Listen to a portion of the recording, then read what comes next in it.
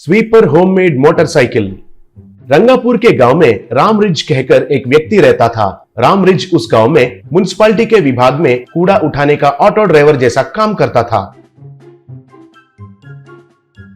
रामरिज को दारू पीने का बहुत आदत था, हमेशा पीता ही रहता था। कभी कभार तो ड्यूटी में भी पीता था। कई बार बहुत लोग उसके ऊपर कंप्लेंट भी देते थे। रामरिज कुछ न कुछ कहानियां बताकर मामले से हट जाता था। एक बार उनका ऊपर का ऑफिसर, ये मैं क्या सुन रहा हूँ? ड्यूटी करते समय तुम पी रहे हो, बात क्या है? पूछा। तब रामरिज, मालिक गलती हो गया है मालिक, हम तो कूड़ा और कचरे में काम करने वाले हैं ना, उस कूड़ा का बदबू सहना बहुत मुश्किल है, इसलिए अगर उसे सहना है तो 2 बूंद दारू तो अंदर जाना ही तो है ना सर। कहकर हट गया। रामरिज को एक बेटा मुन्ना था और बेटी रानी थी। रामरिज को बेटा कहे तो बहुत पसंद था, लेकिन लड़की को कम नजर से देखता था। उसका बेटा कभी भी पैसे पूछने से नहीं कहे बिना देता था, लेकिन अगर रानी कुछ पूछी तो नहीं कहता था। रानी को पढ़ाई करना है तो बहुत पसंद थी, कैसे भी करके मैकेनिकल इंजीनियरिंग की पढ़ाई करना चाहती थी। उसके पास फोन में ही YouTube में वीडियोस देखते हुए नया नया उपकरण आविष्कार करती थी। उस गांव में ही एक छोटा सा पार्ट टाइम करके पढ़ाई करने के लिए सोचती थी। घर में ही वो खुद नया नया चीजें तैयार करती थी। रानी को कपड़े धोना मुश्किल लगने की वजह से उसका पिता का पुराना साइकिल को लेकर उसके पीछे एक ड्रम लगाकर साइकिल वॉशिंग मशीन तैयार किया।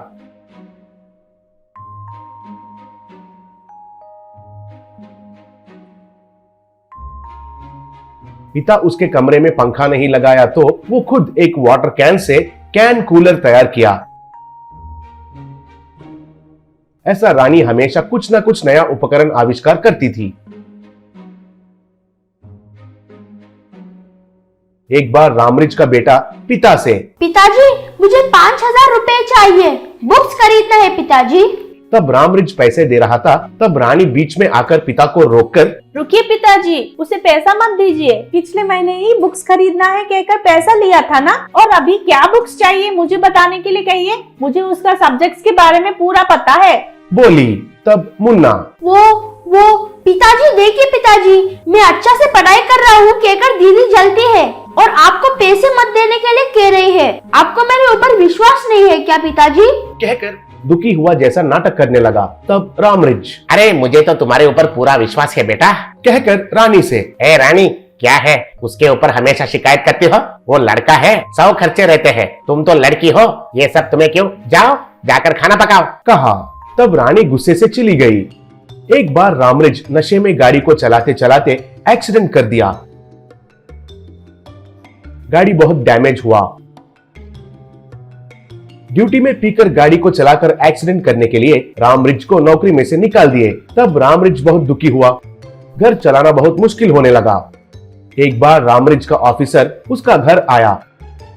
बिस्तर पर लेटा हुआ रामरिज से ऑफिसर, देखो रामरिज, तुम्हें काम में फिर से आना है, तुम नहीं रहने के वजह से गांव में तो बहुत सारा कचरा जम गया है, लोग बहुत मुसीबत झेल रहे हैं। परसों को हमारा गांव में MLA साहब आ रहे हैं, अगर गांव ऐसा कचरा दिखाई दिया तो वे मुझे डांटेंगे, कहा। तब रामरिज, मालिक एक्सीडेंट की वजह से मेरा पांव दर्द अभी तक कम नहीं हुआ है, अब मुझे ड्यूटी में शामिल होना बहुत मुश्किल है मालिक, कहा। तब रानी उधर आकर, सर मैं ये गांव को साफ करूंगी सर, लेकिन मेरा एक शर्त है, गांव साफ होने के बाद मेरा पिताजी का नौकरी उसे लौटाइए, उसे दारू छुड़वाने का गारंटी मैं देती हूँ, बोली। तब ऑफिसर ठीक है कहा। ऐसा रानी घर में एक पुराना मोपेड को लाई, उसे अच्छे से रिपेयर किया, 2-3 झाड़ू मिलाकर एक बड़ा झाड़ू जैसा बनाकर उस मोटरसाइकिल के पीछे बांधी।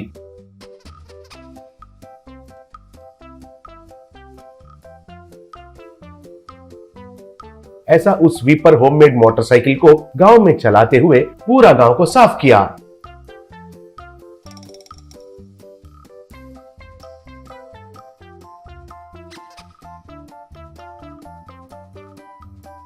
ऐसा रानी को उस स्वीपर मोटरसाइकिल को चलाते हुए देखकर गाड़ी पर आते जाते गांव वाले हैरान होने लगे।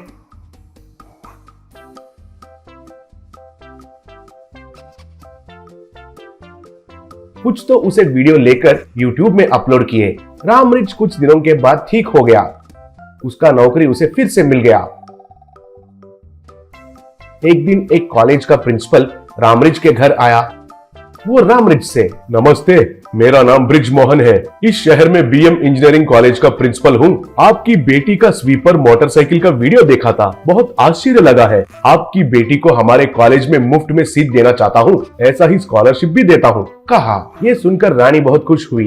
रामरिज भी बहुत खुश हुआ। इतने साल रानी को कम नजर से देखा है कहकर बहुत दुखी होने लगा।